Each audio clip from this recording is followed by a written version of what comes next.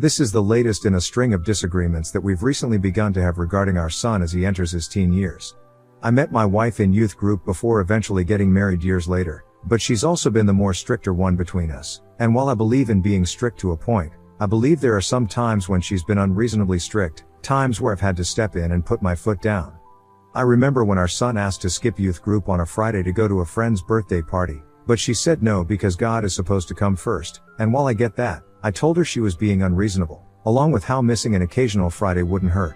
A similar conversation took place on one of his birthdays, when he wanted to sleep in, but she wanted him to come. I again chose to tell her that it wasn't a big deal, and although he was allowed to stay home in the end, she was upset in the car and most of the time at church. In addition to this, she doesn't want him to have friends who aren't Christians either, and that was one of the bigger arguments we had. When I asked her why she felt like that, she pointed to many mistakes that she made after drifting from God after graduating high school and thinking that she didn't need him, and that she was trying to help him avoid doing the same thing and stuff like that. I told her that while I understood where she was coming from, forcing him to do/go to something he doesn't want to, will not help him long term and only make him resentful later on, but she's convinced that he'll turn to drinking and other stuff like she did, and she often says those memories often stick with her to the point where she doesn't want him ever having to live her mistakes. The reason I'm writing this is because of our latest argument. She wants him to quit gymnastics because she thinks that being around a bunch of girls in tights is unhealthy, along with how God wants us to shield our eyes from things that could distract us from him. She also says the sport provides a lot of easy opportunities for him to become lustful in an environment that seems completely normal, and I already knew that trying to talk her out of this one would be almost pointless, but I tried nonetheless. I told her that while she can think whatever she wants, it doesn't mean that others will think the same way. I also told her that there's nothing immoral about doing gymnastics, and especially since he's passionate about it, but she said she didn't want him around an environment that often harbored girls of different ages, and that the last thing she wanted was for him to start looking at younger girls. This is where I snapped and told her that while I supported her desire to talk to him about purity, that she is wrong for putting her religious bias in everything and assuming the worst for our son. I also told her that she is wrong for assuming our son would think like that, along with how she's wrong for viewing gymnastics in that light. She then told me that she'll no longer drive him or allow him to go at the end of his current class, and I told her that she's wrong and constantly over the top about everything, along with how she's presenting a demented example of Christianity to him. I then went to bed, since I had work in the morning, and the conversation took place right when I was heading to bed, but she said wanted to talk to me first. When I went to work today, my son called me and told me what she said, that she had told him that this would be his last semester in gymnastics, along with saying that it is her duty to protect him while he lives under our roof. When I came home today, I wanted to talk to her over dinner, and I told him that he could take his food upstairs, but she told him that we were gonna eat at the table, and when we were done, she said that her decision was final, since she is the one who has to drive him in the first place, and when I tried to talk to her, she didn't want to hear it. Eventually, I told my son that I would talk to her and not to worry about anything, and he looked a bit better after I said that, probably because he knew I usually sided with him, but I'm slightly torn on this one. She's the one who drives him, and she's the only one who can while I'm at work. I'm considering asking someone else to carpool him, but I'm disgusted by the fact that I even have to do that, but my main issue is how she doesn't want to renew him at the end of the semester, so I'm considering using my own money to pay for it myself, but since our finances are combined, I know she'll throw a fit about it, and there's still the issue of how he's getting there. I'm open to any advice that I can get to make this work. I believe that she's wrong and that he shouldn't have to quit just because of her assumptions, but I also know that the real issue lies within our marriage. I've suggested counseling to her, but she refuses to go, so I went by myself for a while, and it did do some good. I want to make things work, and I understand that she's been through a lot, thus why she's so adamant about him staying close to God.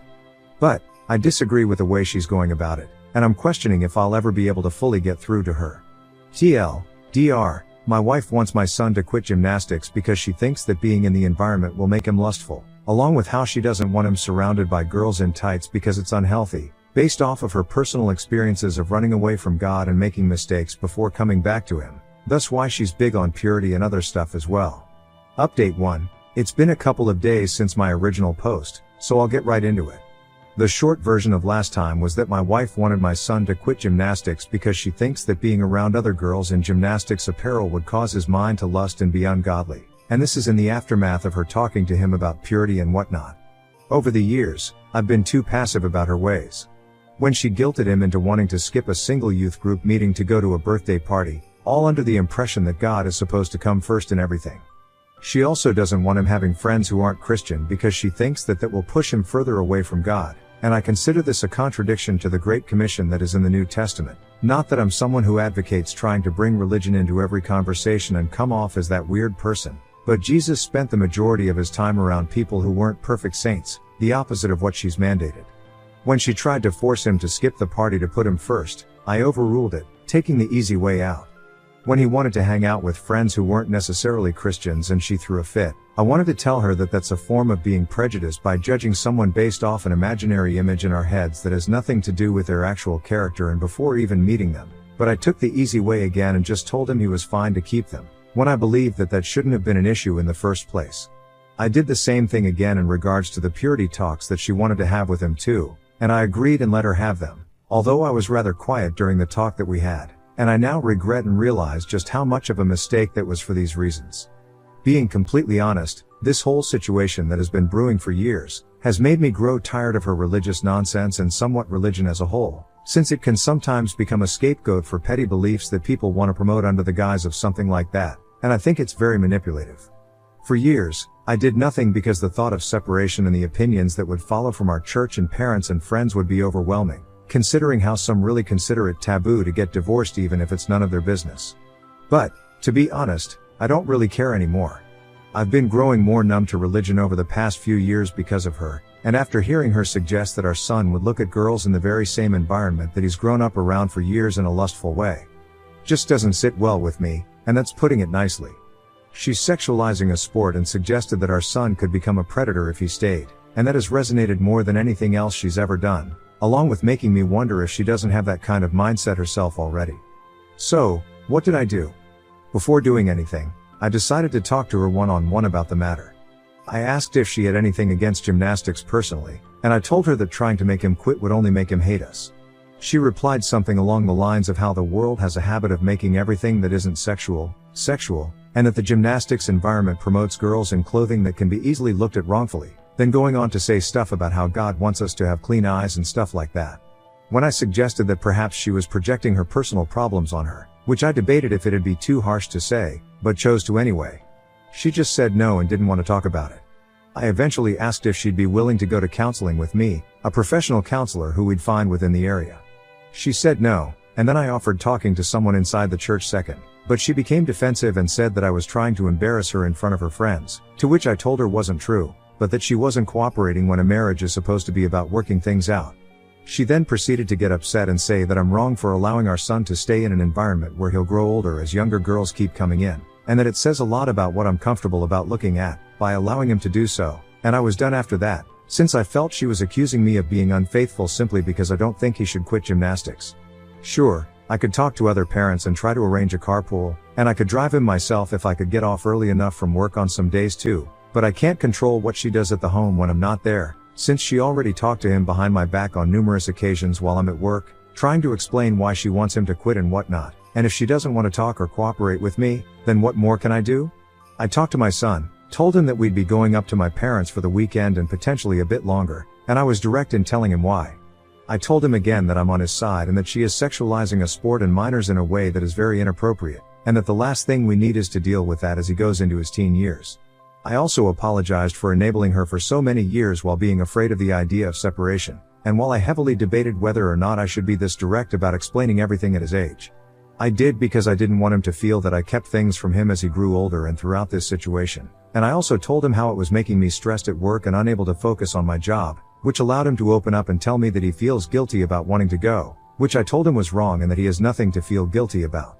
But, the fact that she made him even have these doubts, is something that didn't need to exist in the first place, and my parents are helping me look into a lawyer and other ways to comfort him. A lot of this is on me for allowing it to go on for too long, but I just want to know how to help him with the guilt that he voiced in the aftermath of her words. Besides telling him that I'm on his side and that she's wrong. She's already implanted that doubt whenever he's in the gym now, and I just want to help him navigate it to the best that I can and undo the damage that her bullshit has caused. As for my wife, she didn't know that we left until after we got there, but I told her exactly why we had left, and she was slightly apologetic on the phone. I asked her again if she'd be willing to go to counseling, but she accused me of trying to manipulate her into going, so I told her to call back if she had a change of heart, but my main priority remains undoing the damage she's done to him while recovering mentally myself and potentially working through a separation unless she shows that she's willing to change, which I have my doubts about, considering we left and she still wouldn't consider counseling. Just being up here though, is more peaceful and needed from the stress of work and being in that home. Final update, it's been almost a month, so I wanted to come back to this. I'm not gonna lie, I'm really tired at this point, and I wrote a lot the last 2 times, but I don't think I will this time because I'm really losing my energy about it.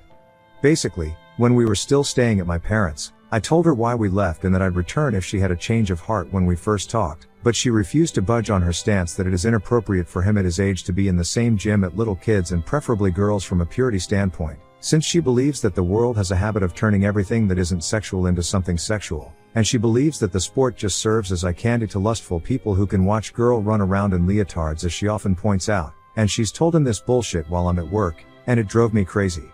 I couldn't focus when in the back of my mind, she's at home telling him shit that I'll have to undo later, and I've stated in my update that a lot of her behavior is on me for being lax over the years, but I'm trying to do better, but it's been really stressful and it still is almost a month later. When we were at my parents', we stayed there for a little while, but she began to tell her parents and mutual friends false things about me, to the point where her parents and some of them began to call me or message me on her behalf and call me a bad husband along with other things, and apparently she told them that I kidnapped our son, along with other things about how I'm this horrible person because of her lies, not to mention something about me putting my hands on her once too, which I swear never happened once in our life or even when we were talking about going to counseling.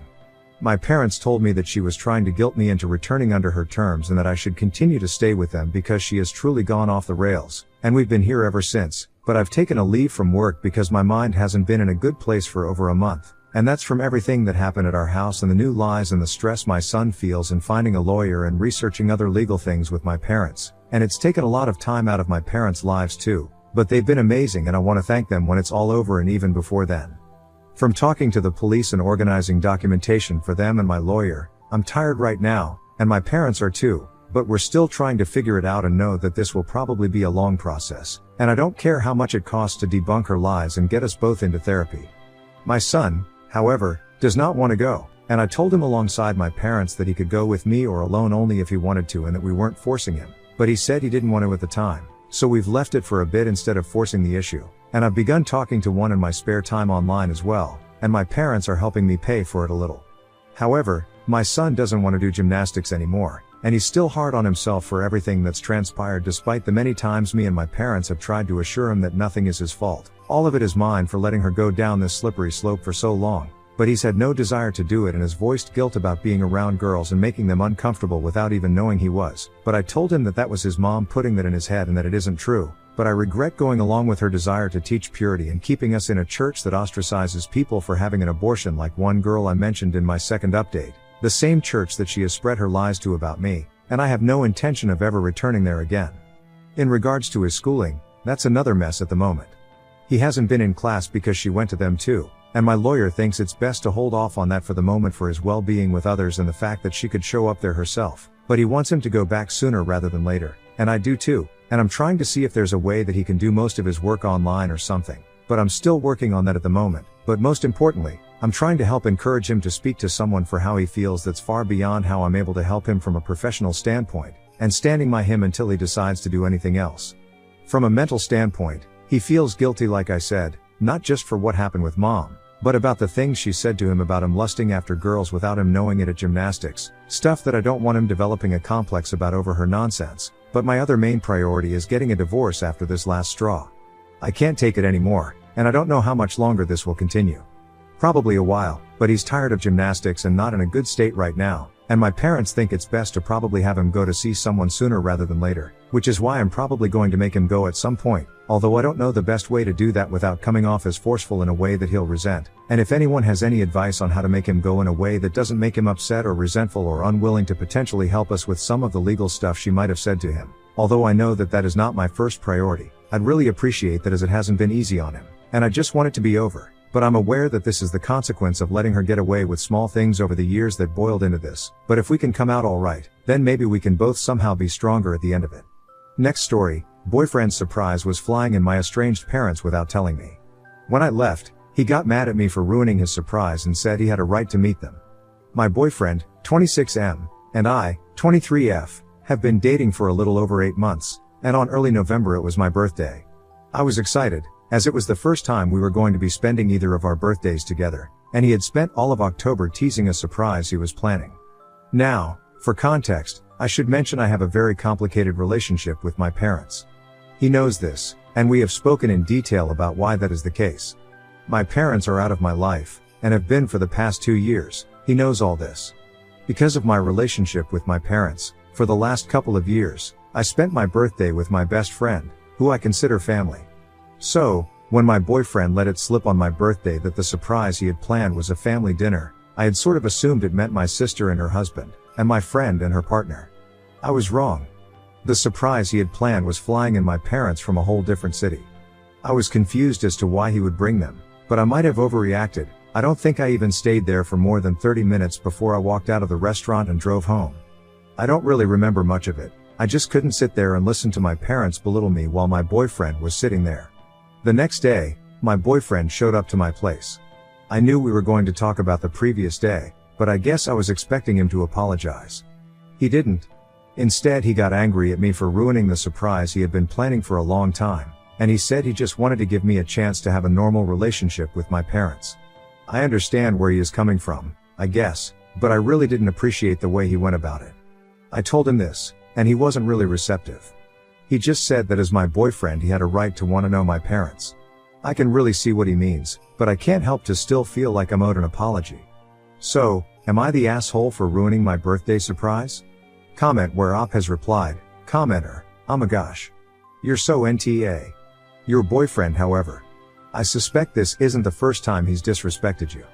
He has no right to know your parents, your siblings, your friends, your bank balance, or even your favorite color. Does he always make everything about him? Oop, what really surprised me is that it really was the first time. He's always been really sweet and thoughtful. It didn't even cross my mind he would have done something like this. Update, December 1st, 2024. First of all, sorry for not replying to any comments at all. I got overwhelmed by the amount of attention the post was getting, and I didn't really know how to deal with over 100 people telling me to break up with my boyfriend. We did break up. I wish I could say I confronted him with all the comments and their carefully constructed arguments. Don't get me wrong, they definitely did help me, but I am terrified of conflict, so it's probably not the dramatic update a lot of people were hoping for. I should say, we did technically make up the day after my birthday surprise/ambush. I posted about it because I was feeling discontent with how we resolved things. Now I see it's because things weren't resolved at all. He just made me apologize about it without giving me an opportunity to be angry. I thought I could tell him to come to my apartment next week, so I had more time to figure out a natural way to bring it up, and then when we had a conversation about it we could move on from it. I ended up bringing it up after we had lunch together yesterday, while I was driving him back to his place. I hadn't even meant to do it, but I didn't know how to behave with the underlying anger that I now had. So, in the end I just asked him why he had done it, trying my best not to sound angry as I generally don't like being angry. He said he wanted to get to know the people that raised me. His answer was bullshit for a lot of reasons, but the biggest one is that I have literally told him that my older sister is the person that raised me. When he met her and her husband, we all joked that it was like meeting the parents. I told him that he had every right to want to meet whoever he wanted, but he had no right to go behind my back and force me to be around people I have cut out of my life. The next thing he said is truly what made me break up with him. He said he doesn't understand how someone can stop talking to their family. I cannot stress enough how many times I have explained to him why I have stopped talking to my parents. He has asked more than once. After he said that, I think I had a realization. He doesn't understand me, he has made no efforts to do so. So I told him that after I dropped him off at his place I didn't want to see him anymore because I don't want to put in effort with someone that doesn't care about what I want. He didn't take that well, but his emotions are not my problem anymore. Right now, I mostly feel really sad. I know I'm probably better off like in the long run, but breakups suck, and I did love him. I think I'll be okay. I really appreciate everyone's support.